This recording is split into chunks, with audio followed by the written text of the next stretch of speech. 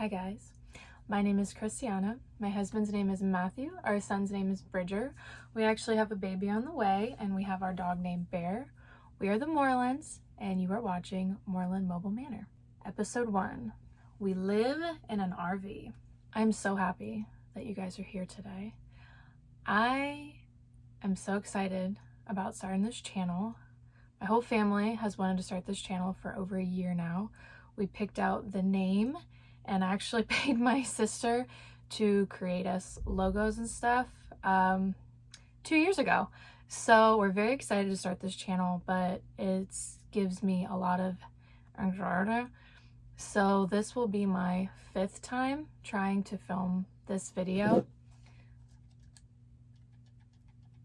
This is part of my problem, but it's mostly just me. I'm my own problem, but this is a good excuse for why I don't feel successful in getting this video done. Quick side note. I bought this years ago because I wanted to create content, right? And I had my sister ask a friend who does like social media and videography, what would be a good camera to get? And he suggested this at the time, which is a Sony ZV-1, and it's actually branded a vlogging camera. Okay. The whole package that I got comes with a selfie stick so that you can, record with this, have it hooked in and you hold it, you record it, and oh my God, and the picture quality is beautiful and the audio quality.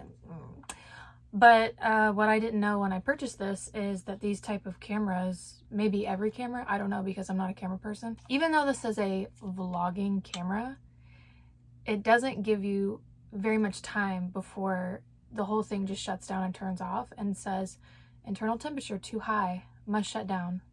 You must wait for the internal temperature to cool down. What I just can't get over as an individual with no experience in the camera market is, why would you sell a product for vlogging, for making videos, if it shuts down because it gets too hot when you try to film videos? Then you have to wait, and then you have to remember where you were at. And if you have a dodo brain like I do, it gets very frustrating because you feel good about it and you get, I don't know, 8-10 minutes in, 12 minutes in, then the thing shuts down. Then you have to wait. And sometimes you can just throw in another battery. I have 4 of these batteries.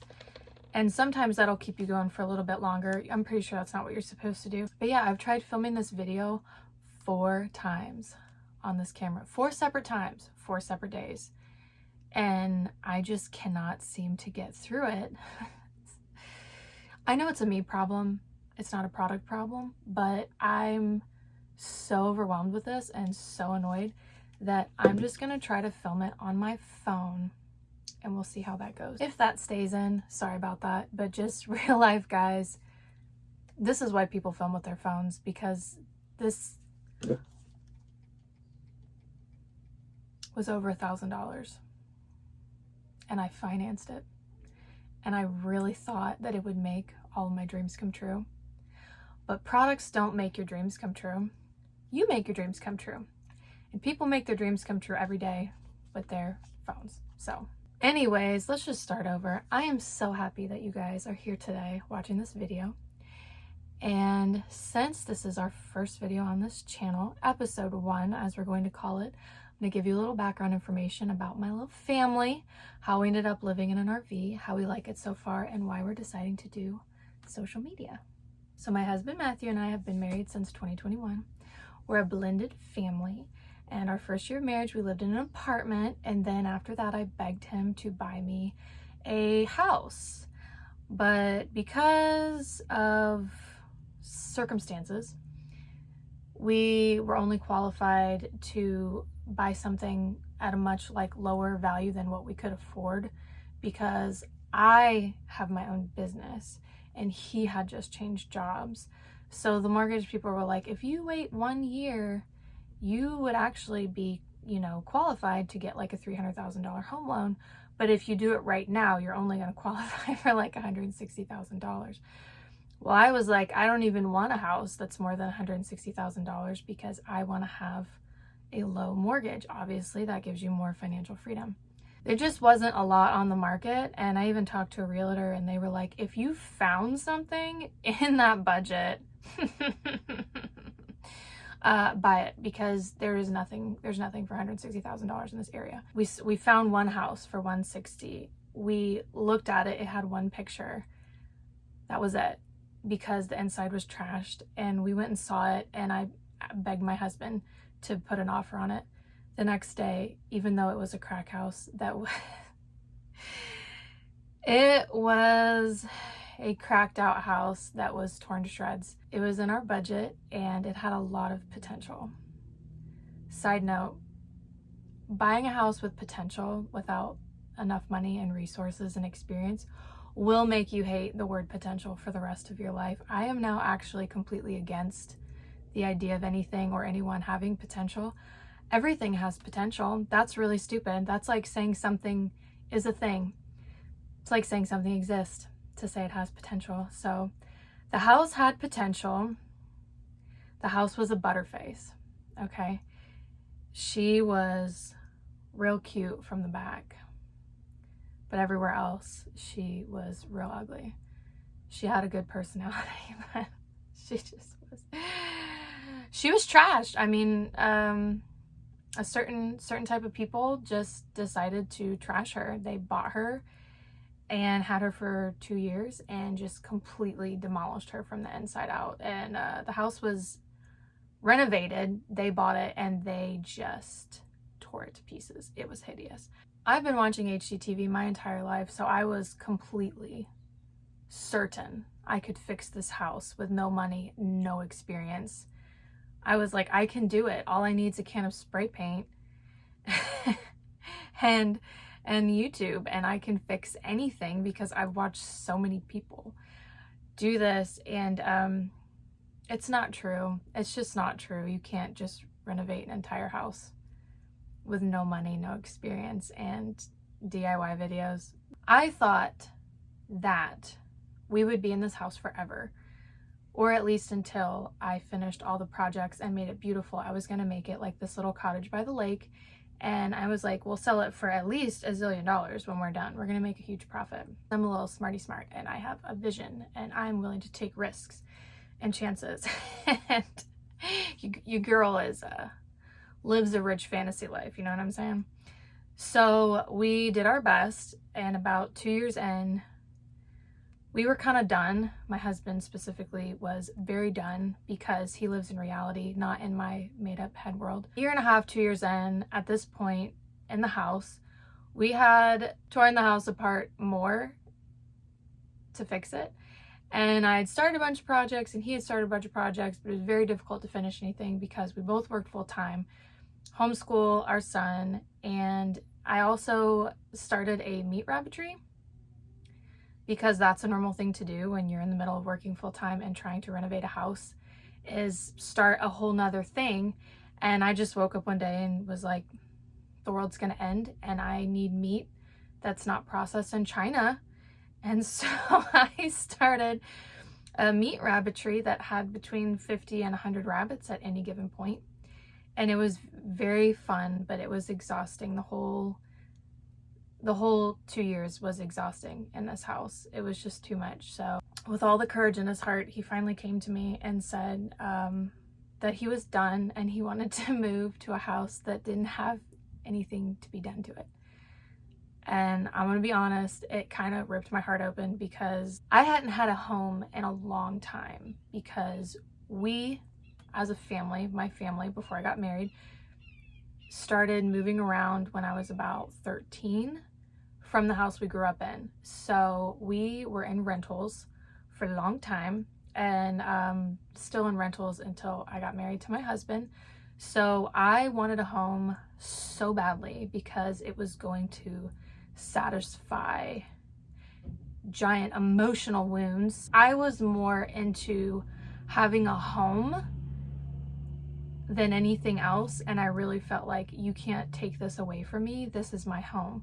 But my husband knows better and he's like, okay, but this isn't working. This is like, we're so exhausted. You're killing yourself. we can't do this. And we couldn't. Like, he was right. We just couldn't do it. It's just not possible to live like that long term. And it wasn't getting done in a timely manner. So he was like, we gotta have a conversation about this and move on from these projects. Like, this just isn't working. You know, we just don't have enough money to pay for somebody else to do it. We don't have enough time to do it ourselves. And if we somehow get money and time, we kind of lack the experience to do it quickly. So, and that's just the truth. You know, other people are better than us. And we just couldn't do it. So we had to have a very difficult conversation about moving. And I didn't want to move, and I didn't want to sell the house, and I didn't want another stupid house, because I was like, this is my house and I want to be here. This is my home and I love it. Leave me alone with my rabbits. Get out of my face.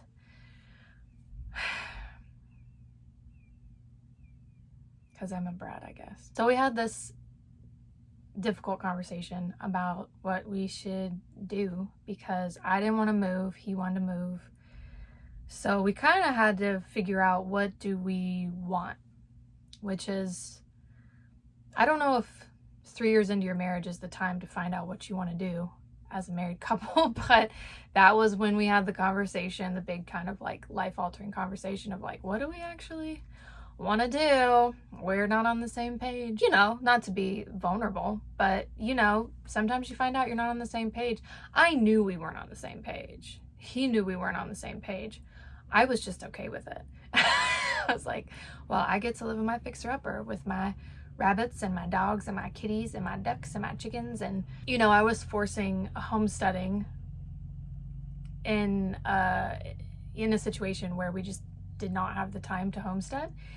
And because I really wanted to do that, but it's like trying to homestead and work full time and homeschool your kids. Like, I got a lot of dreams and ideas going on up here in this noggin. So I'm so upset at this point. I'm so mad that I'm like crying, cussing, I don't know, hurling insults probably. I was not taking it well.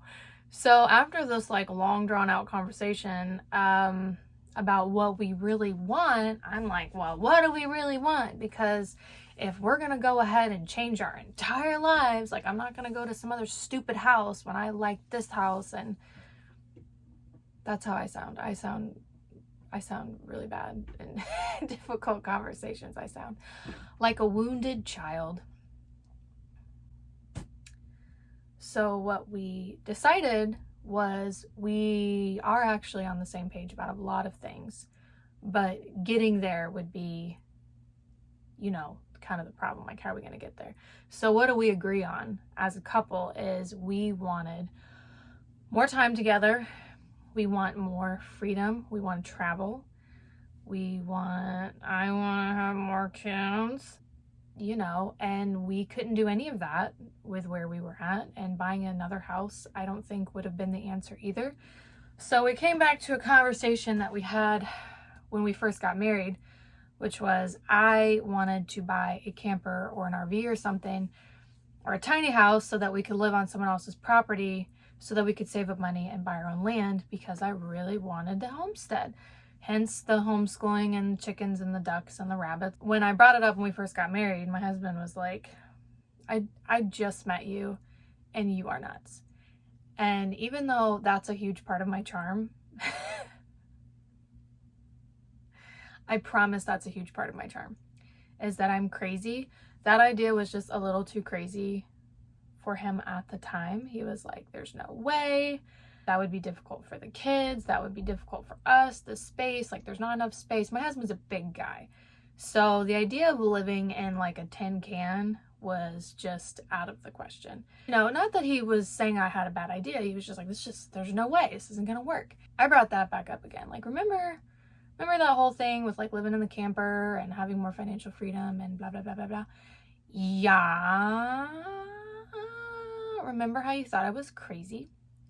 Well, it turns out that after everything I put my husband through, buying the fixer-upper crack house and filling it with 100+ animals and trying to homeschool and all of that, the camper idea actually did not sound as crazy to him as it did before. You know, you just gotta wear people down sometimes. So we agreed that, you know, we want more time together, more financial freedom. We want to travel. Yeah, let's live in a camper, you know, let's do that. Anything to get him out of that fixer-upper crack house. I'm gonna do my best to put in as much footage as I possibly can while I'm talking to you so that you can kind of understand what I'm saying, but this house was such a nightmare. When we looked at this house for the first time, my husband was like, over my dead body. It was so bad. This house was so bad. This house, I mean, the bones were great. The potential was there, but literally, I hate when people say that. It's not figuratively. Actually, this house was filthy. And not only was it filthy, they had let their dogs pee everywhere in this house. It reeked, and there was like teenagers that had just destroyed the house. There's broken and shattered glass everywhere in the yard.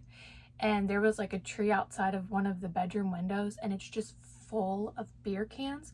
Like they would just open the window and like throw the can out. So it was just decorated in like twisted tea cans.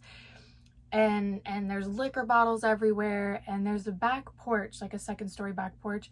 And it's like they had just like shot glass off the back porch, because I mean, it was just shattered glass, the whole backyard. It was crazy.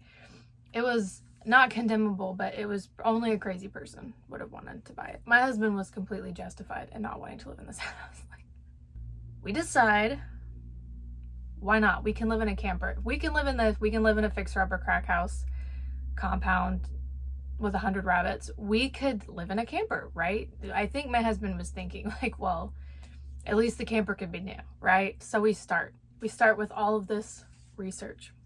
We watch hundreds of hours of YouTube. I'm not joking. We watched so many YouTube videos about buying a camper, living in a camper, financing a camper, how you take care of a camper, what do you do? I mean, setups, breakdowns, must-haves, things that go wrong, how to fix stuff. We went to every RV dealership in our area and beyond multiple times. I mean, we looked and looked and looked and looked, and I looked on all of the websites, and we got it down to like everything we wanted, everything in this camper that we would want. After all that, in June 2024, on Father's Day, because my husband gets what he wants, we bought a camper, and it had everything we wanted. It had 2 rooms, so our son Bridge had his own room, and it had a walkable roof. It had an outside kitchen. It was all weathered, so you can have it in the snow. Every single thing we wanted, it had. It was perfect. So we're like, this is so easy. You just buy the camper, then you sell the house, then you get remote jobs, and then you live all your dreams, because the dream being, at this point, we're going to buy a camper and we're going to live all around the country, and we're going to be one of those weird families that homeschools and have remote jobs and go wherever we want. We're going to see all 50 states, and it's going to be amazing. So we bought the camper, and we're like, step 1, check. Step 2, sell the house. This is so easy. No, the camper sat in the front yard for almost a year. Okay. Things were not as easy as we thought they would be. So first of all, the Butterface house could not be sold to anybody. We couldn't finance it. We couldn't, I don't know what word that, couldn't, I'm trying to say couldn't.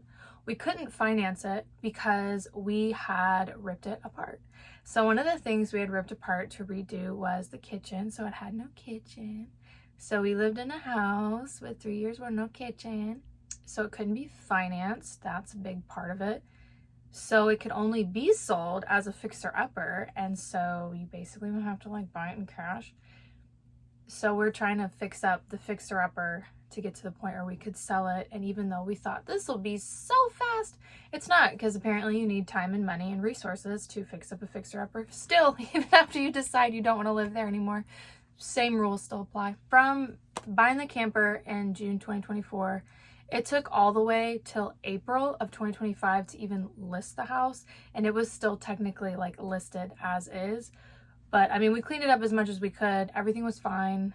Mostly, it just didn't have a kitchen, right? Because kitchens are expensive, and we had already maxed out all of our credit cards with all of my projects so far. So we were just like, it's okay, someone else will buy it as a fixer-upper, right? Maybe.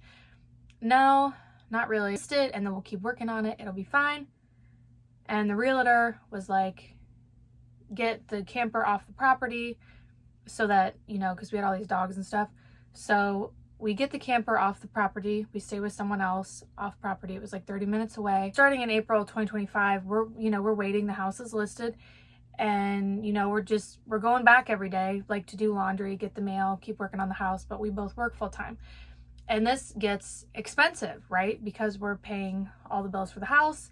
Then we're paying for the camper. We're paying for lot rent. So now we're both working multiple jobs at this point. And my husband's working 6 days a week. I'm working 7 days a week. I mean, we are just living on fumes, right? But we're like, hey, we're right there. We've got the camper, the house will sell, we'll change jobs. Like everything's going to change for us. So we're just going, right? I think everything's going well. We're busting our butts. We've got all these jobs and we're finally living full time in a camper off property. The house is listed. We're going to get there. And then July 2025, the whole year just explodes. If you want to know any more sordid details about any of this stuff, it'll have to be separate because I haven't processed this emotionally and I will just start bawling my eyes out if I talk about it too much. Between July 2025 and December 2025 was like the worst year of our lives. I mean, literally, like pre-getting married and in our marriage, it was the worst 6 months that I've ever experienced. And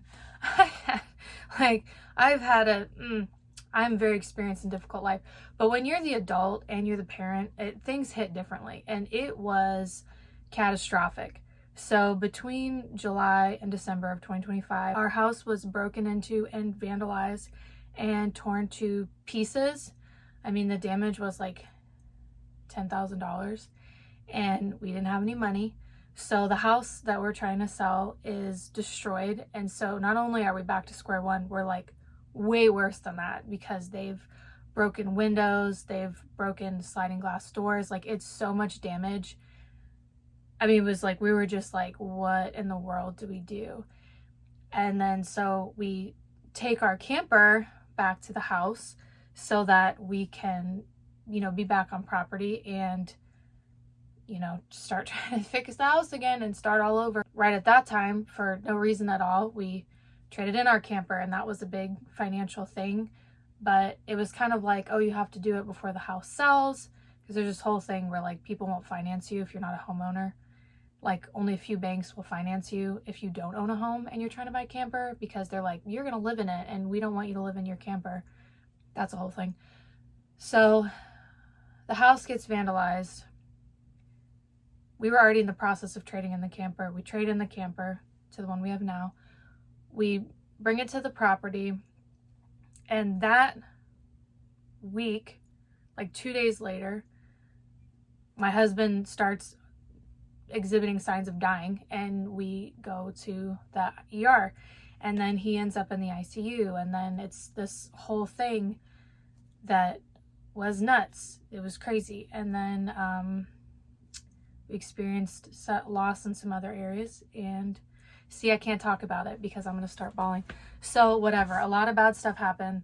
I mean, and so yeah, the house is destroyed physically. Neither of us are doing well. I mean, it was just, I was just like, so in September, my husband's company asked if he's willing to move to the Panhandle, and we currently lived in Central Florida. And we're like, that would be impossible because the house would need to sell, and that's impossible because the house is trashed, and physically nobody's doing well, and financially we're just beyond screwed at this point. We prayed about it and we talked about it, and it just was like, yep, we're gonna move. And it was just impossible. There was no way for us to move because of the situation we were in. It was just impossible. And so it just turned into a daily begging of God for a miracle. And no matter how bad things have gotten in my life, I can honestly say there have been very few times that I have literally begged God for something. And I mean, the desperation was beyond tangible. Everything that we were going through and everything that we still had to face towards the end of 2025, because my husband needed surgery and they were like, it's probably cancer, and it was, it's just too much. And I was just like, God, please, like, we just need a miracle. Like, we just need, I don't know, the biggest miracle of all time. And we knew, like, we just can't do this ourselves. We can't make it happen. We were just so stuck. We were just completely stuck. And I know if you felt that way, you know what I'm saying? Like, feeling stuck is like the worst feeling in the world, because even feeling down or beaten or whatever you could feel, like worst case scenarios where you're like, oh, there's still something. Feeling stuck in that situation, I was like, I just can't do this. I can't do this. I can't do this anymore. And, my husband obviously felt the same way. And so much going on. So we just knew it's God or it's nothing. It's either God or we're staying here, and, we don't know what to do. And my husband was so convinced that this was the right move that he accepted the job offer. And the job offer was he had to be in the Panhandle January 2026. So between September and January, with all this going on, and we're like, it's not going to happen. It's not going to happen. We're not going to move together. I cannot tell you how many people that I had breakdowns in front of. I feel very sorry for my ladies, my clients, because I do nails, and a couple of them have the misfortune of having all of my trust and just watching me weep incessantly, because I'm like, my husband's gonna have to go to the Panhandle. I'm gonna be here working all my 5,000 jobs and try and get the house sold, and I can't do it. I just can't do, like, I just cannot fathom being separated as a family by like 5 hours. Like, there's just no way. I mean, this is crazy. The whole reason why we want to do this is because we want to be together and we love each other, right? I just prayed, and then I finally asked someone for help. I asked one of my ladies, one of my friends. I just said, we need help. Like, I don't know what else to do. I've never been able to accept help in my entire life. It just makes me feel so weak and like a failure, I guess. Like, I want to be able to do everything myself and take care of myself, and I don't want to depend on people, because you know why. If you know, you know. But I was just like, I would take help from anybody. I don't care. Like, I just need help. And by the grace of God, my client that I adore knew somebody. She's like, we have this family friend, and sometimes he buys properties, and even if he doesn't want to buy your property, maybe he would give you advice if you're interested. I'm interested in anything. I'm interested in possibly it burning down. Like, honestly, I've never felt this way in my entire life. Like, I really just did not know what to do. So she calls him, he calls me, I call my husband, and I say, please come give us any advice. Please. Like, we can't give you money. We have nothing. Please help us. I don't know what else to do. So he comes and looks at the property and is like, ooh, she's a butterface. And we're like, yeah, we know. And he's like, ooh, these kids destroyed your house. Yeah, we know. There's not even a kitchen. Yeah, we know. And he said, well, I don't want to buy it. Yeah, we know. But I might know somebody. He knows somebody, a young family, that is interested in leasing a property, because they got screwed in a situation by other people trying to do this before, trying to lease a property. So they were kind of like the only and perfect candidates for the situation, because no homeowner would have accepted them and no buyer would have accepted us. So we're like the group of misfit toys coming together by the mercy and grace of God. So the guy comes and says, I might know somebody. That guy comes the next day with his father-in-law. Then the next day after that, he comes with his wife, and we give him the tour, and we tell them all of the awful details and everything that would need to be done, and how pathetic and awful everything is with the house. And then we just waited, because we're like, there's no way these people want our house. Like, I wasn't even gonna let myself even hope it. Like, I just kept telling my husband, don't even imagine that it could happen, because we're so hopeless at this point. Like, I just cannot take one more thing. And I was like, God,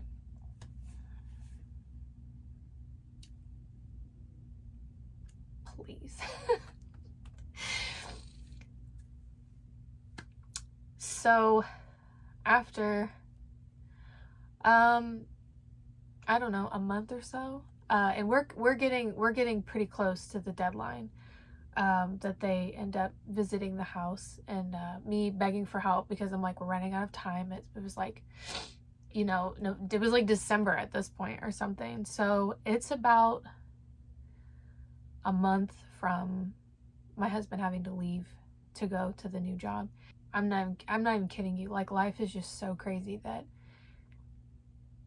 if you haven't had an experience like this, to where you go, I know God is real, because like, this just doesn't happen. Like, this kind of stuff just doesn't happen. So we're literally get to the end of December. My husband is in surgery, and the last couple days of December, we're in the OR, and then, we're in recovery, and it's the 31st of December, and he's got to move on the 10th of January. We are out of time. And I just kept saying to God, like, you don't have to cut it any closer. Like, people are gonna know that it was you. Like, you don't have to keep getting closer to the deadline. If these people are gonna say no, like, please just have them say no, because it's just like too much, And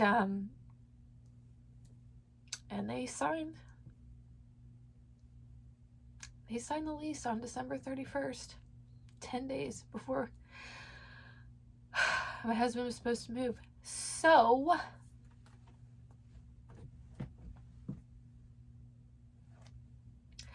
sometimes miracles happen. And even after the most devastating 6 months of your life, God brings things together, because I cannot imagine still being in that house and being alone and having my husband in the Panhandle being 5 hours away from me.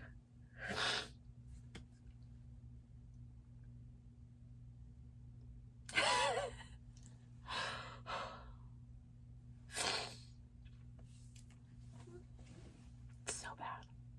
It was such a bad 6 months. Like, you guys have no idea. So I'm crying. Like, we should just said it all, I guess, because I cried anyways. So anyways, so by the grace and love of God, my giant nightmare was for the most part over. And crazy, the family that leased the house he moves things for a living. We don't own a truck, because that would be one more expense. So we own a fifth wheel, but we don't own a truck to move our own fifth wheel. And we're like, we're gonna have to pay someone to move the fifth wheel. We don't have any money, yada yada yada. It's fine, because we just put into the contract, and this guy happens to move things for a living that leased our house. So him and his wife pulled our camper up to the Panhandle, and we made it on time on the 10th of January, and they're in the house, and the exciting thing for them is they know how to do that. He's done it before. He can redo stuff and everything. So they are fixing up the house for them and hopefully having a great time. We try to keep in contact and make sure everything's okay. So they got a house, which was impossible for them. We got to get out of the house, which was impossible for us. So now we are officially in the Panhandle and living in our fifth wheel full time. So that's the background of how we ended up here in the fifth wheel. So now that we've kind of gone through a little bit of background, sorry for crying. It would have been way worse if I gave like any more details. Like, how personal is too personal? I don't know. Like, it's, I want you to understand, but at the same time, I don't want you to watch like snot run down me. So we make it to the Panhandle. We're living full time in our camper. And I know I said the first camper we got was perfect, and it was, but it was perfect at the time when we bought it. After a year passed, our son had outgrown the bunk room, like he was too big for it. And some of the stuff, just once you live in a camper, you kind of know what works and doesn't work for you. And they tell you that when you buy one. They're like, you'll be back in a year. And we're like, no, we won't. And then a year later, the finance guy was like, what's it been about? 11, 12 months. We're like, yeah. So we traded in. We got something bigger, which they're like, you're gonna get something bigger. And I'm like, no, I like the small, cozy, pull behind camper. It's nice. It has a lot more space. My husband's a big guy, and we like to spend a lot of time together as a family. So we got something with a bigger family area, right? Instead of like a small family area, it's nice and open, and we really like it. Traded in from a Sport Trek Venture pull behind camper to a Forrest River Saber fifth wheel. And it has, you know, the large living area, and instead of a room for bridge, it has a bunk. It has a fixed back patio and a much larger kitchen and living space. The fixed back patio was like 98% of the selling point, especially for my husband. He's a patio boy, and he's like, this is the dream. We had looked at some toy haulers because we were like, oh, we should get something with like a patio that folds out. And because they have everything. I mean, there's just thousands and thousands and thousands of campers. So trying to find like specifically what you want is doable. You just have to look. We were looking to trade in for maybe a toy hauler with a little bit more space and everything. And then when we were looking at toy haulers, my husband looked over and saw this and saw the patio, and I was like, ooh. There's destination travel trailers that you're not meant to move them. You buy them, you park them, you leave them. Like, they're not meant to be moved around. And they're, you know, they're bigger and taller and cooler. They're kind of like, they're more like a tiny home, I guess. So he was like, that's got to be a destination camper, which is not what we need. And they're like, no, it's a fifth wheel. It's brand new model, and it's like so cool, and it's got a fixed back patio. He was like hooked immediately. So we got this one. We love it. So what do we like about living in a camper? Because that's really important, right? We really like that it's small, like smaller than a house. We didn't have a huge house, but it was 2-story, and it just took forever to clean and maintain, and it was a nightmare trying to. I get that it was a fixer-upper, but just square footage wise, like, I've lived in enough houses to know, like, houses are a lot of work, dude. Like, oh my gosh. I mean, if you're just like spick and span, this doesn't apply to you, but if you're just like a normal regular person with like kids and animals, like, houses take a lot of work. What we like about the camper is kind of like you're forced to downsize, obviously, and then everything kind of has to have a place. So then that's great for cleaning up, is you kind of go, oh, we put this back where it goes. And, you know, like, don't get me wrong, like, we trash this camper so fast. Like, we're just real people, you know, but it's so much easier to put back together. I could probably deep clean this whole thing in like 3 hours. I mean, deep clean. The house, days and days and days and days and days. It never would happen, honestly. It's like I could get one floor clean at a time. Upstairs was cleaner, the downstairs was clean, but you couldn't do both even in one. I'd be cleaning for 12 hours, and it would only be like, well, the upstairs is okay, but don't look at the downstairs. We would just move stuff back and forth based on what level we wanted to be clean. It was really stupid. So I love that everything kind of has to have a place. You can get everything kind of together. Now it's a smaller space, so if you start like bringing a lot of stuff in, you're gonna feel a little choked, okay? It's true. Like, it's very easy to feel tight and squeezed in a tin can. So if you let it pile up, it will pile up, and then you will be lost in your own stuff, and you'll have to like step over stuff. And I see a lot of campers live with a lot of stuff. That's all I'm gonna say. That's not what I like at all. I mean, they just keep adding stuff and adding stuff. I mean, it's like there's stuff everywhere, and I gotta be able to close everything. You know what I'm saying? Like, the floor's gotta be clear. About to have a baby in this camper, so we gotta have space and room. So I like that you like find a spot for something. If something doesn't have a spot, get it out. Honestly, I love to throw things away. Just get it out. I don't care if it's not useful, if it doesn't serve a purpose, if it doesn't fit, there's the trash. Honestly, stuff's got to work for me now. I am not going to be a slave to inanimate objects. So we decided that when we left the house, like, we don't care about stuff, we care about experiences, we care about the family. So if a stuff doesn't work, the stuff got to go. Okay, limited stuff. So with maintenance on the inside and the outside, it's kind of minimal. Like, the most you're doing is the regular stuff like cleaning, cooking, laundry, which is not so bad when you're in a small space with less stuff, because you can kind of like do a little bit every day. That's what I try to do. Or if you just like let it go, you know, you take one big day and reset the whole thing, however you like to do it. So that's pretty cool. Laundry is fun because we tried the wash house when we first moved here, and that's way too expensive for us.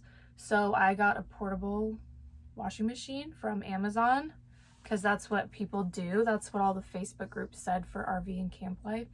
And even with the Assuron and everything, it was only like 180 bucks, which is not much for a washing machine. And we actually have the hookups for a washer and dryer, but we're not willing to spend the money on that right now. And plus, it's gonna take up a lot of the closet space. So we literally wash clothes in the shower in our portable washer, and I line dry them on my husband's patio. It's a patio, it's a laundry room, it works. See what I'm saying? The space works for us. So if it's not a patio, it's a laundry room. We love it. It's the clothes smell amazing. We're just like little pioneer people hanging our clothes out to dry. It's so cute with like all of our underwear out there. It's not embarrassing at all. I couldn't care less. I'm just like, you know, you can tell whose they are. It's like, who's my husband, and then me, because I'm the only one with ladies underwear, and then my son with all, like, you know, because kids underwear all have like patterns, so it's all like Sonic the Hedgehog and, you know, whatever. It's hilarious to me. I think it's funny. If you want to look at our laundry, then you're weird, and I don't care. Keep on walking. So that's pretty much the inside. The outside is, you know, you have to get propane.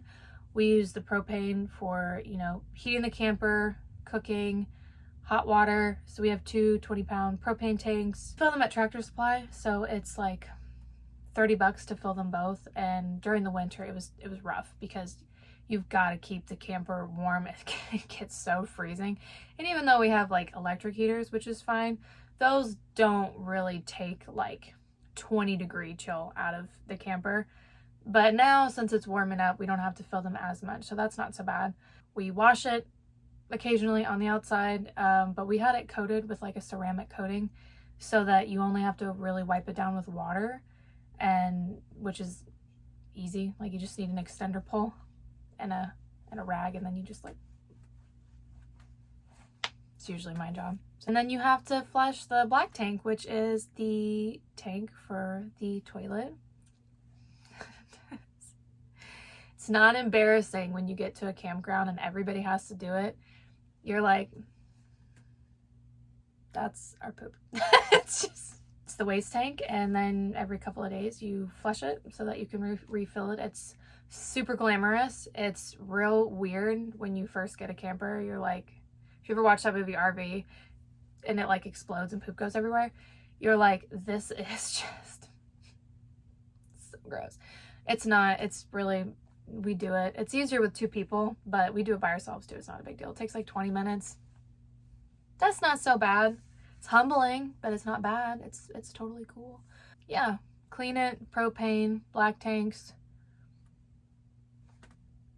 Not that bad, honestly. I mean, it's just not that much work for like maintenance. Like you don't have to mow, and you don't have to do all this other stuff when you have a house, and it's just I don't know. So we like the camper. We love the camper. I'll try to show you as many shots of our camper as I can. We love that. We got a huge TV. We have lots of fun with that. And let's see, we really like the campground we found. It's hard to find a cheap campground where we're at because we're so close to so many tourist spots.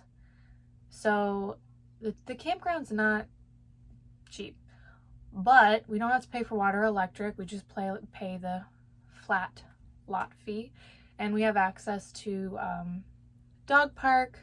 There's a laundry room, there's a community room, a weight room, a pool, and we're within walking distance to Publix and some other stuff. So it's not the cheapest place in the world that you'll find in your camping adventures, but it's working for us. We're making it work.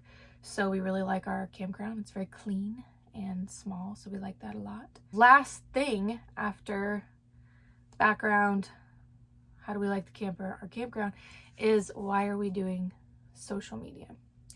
Well, one, who doesn't want to do social media? Everybody wants to do social media. It's fun. Why are we doing social media? Well, one, we love it. We love social media. I would call us consumers. We like YouTube, and we've found a lot of very useful things on YouTube, especially for going into this alternative lifestyle, trying to do it without the internet. I don't know how hippies figured this out before the internet, because all the people living in vans and campers before it got like popular on the internet is just like, you guys are awesome. You're beyond me, because there's no way. We watched, I don't know, hundreds if not thousands of hours of footage on YouTube, like I said. That was so helpful for us. I just cannot imagine not having those resources, especially trying to jump into something you've never done before. For one, we really appreciate the social media and YouTube, specifically community, that take all this time out of their lives to give you all this information for free. It's crazy. Like, I can't believe people take time out of their lives and help other people and give them advice and help them do this stuff. I mean, me fixed our air conditioning unit on our first camper. We woke up and water was pouring through the ceiling on the back. I mean, we're soaking wet. There's just water pouring down, and get on YouTube, what the heck's going on? And there's some guy on YouTube like, it's your air conditioning. This is how you fix your air conditioning. So I get my butt up there on the roof with a drill and a dream and my phone with YouTube, and some guy who is willing to tell me for free how to fix my air conditioning unit. Who's to say how much that would have cost if we would have had to call somebody? But I did it myself. I fixed it. I took the whole thing apart. I fixed whatever the thing was. I don't remember what it was now. I did it myself because of YouTube, right? And I with a drill. So yeah, we want to be part of the community because we really appreciate everybody else that's on here that's, helped us specifically. We want to be helpful and encouraging to other people because this is important to us. It's what we want to do for at least the next while of our lives. Like, this is the next chapter of our lives, is living full-time in a camper. So, you come across things and, you want to talk to people about it, especially people that are interested, because this is such a weird niche thing to like live in a camper that you talk to other people and they're just like, ugh, gross. Like, you live in a shoebox with your family? I would never do that.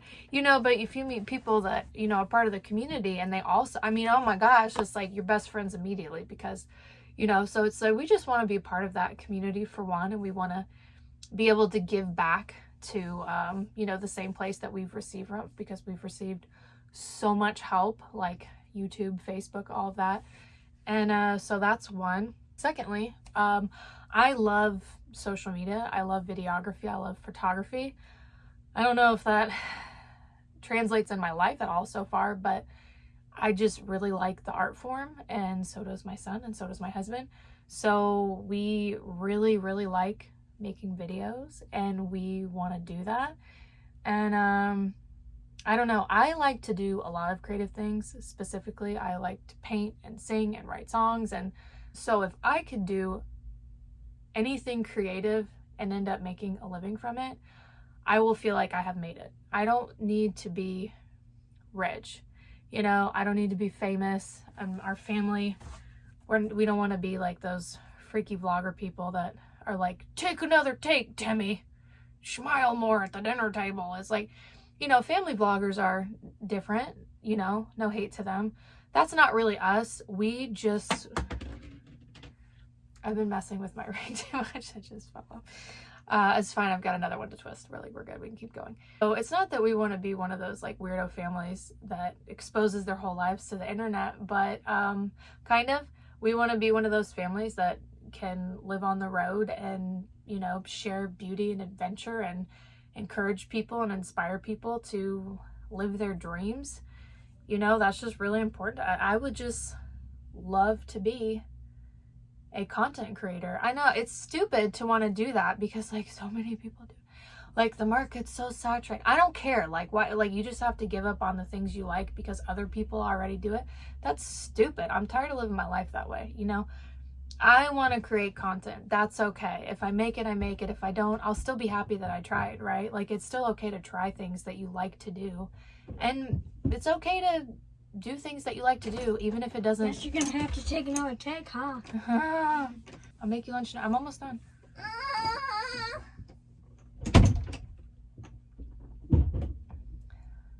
It's real life, people.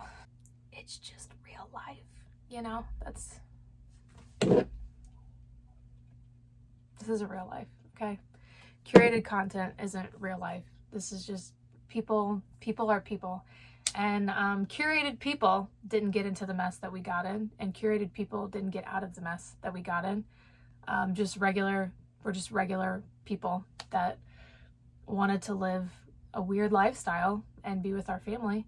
It's also really important to us to be like an example for our kids that, you know, we don't want to just tell our kids like, you should go live your dreams. It's like, no, we want to show them you can live your life in a way that makes you proud of your decisions, and you can do something that makes you happy, and you don't have to go the way of everybody else. It's like you can make your own path and do what you want to do. And it's just really important to us that kind of show them by example that you can do these things. It's okay. Like life is not against you, and it's okay to be, you know, a small fish in a big pond, or it's okay to try something you might fail at. Like it's okay to just do what you want, you know, and try to make a life that you like. So with all of that being said, and with all of the scripted and curated content just thrown right out the window and just speaking from the heart, we would just invite you as a family to join us for whatever adventures are on the horizon for our family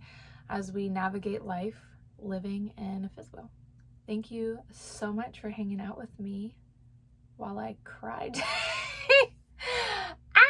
Let me know in the comments if you've ever lived in alternate, no, I can't think of words. Alternative. Let me know in the comments if you've ever lived what society would consider an alternative lifestyle.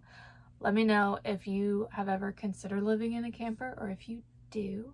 I mean, what would your ideal living situation be? Like, what do you dream about at night?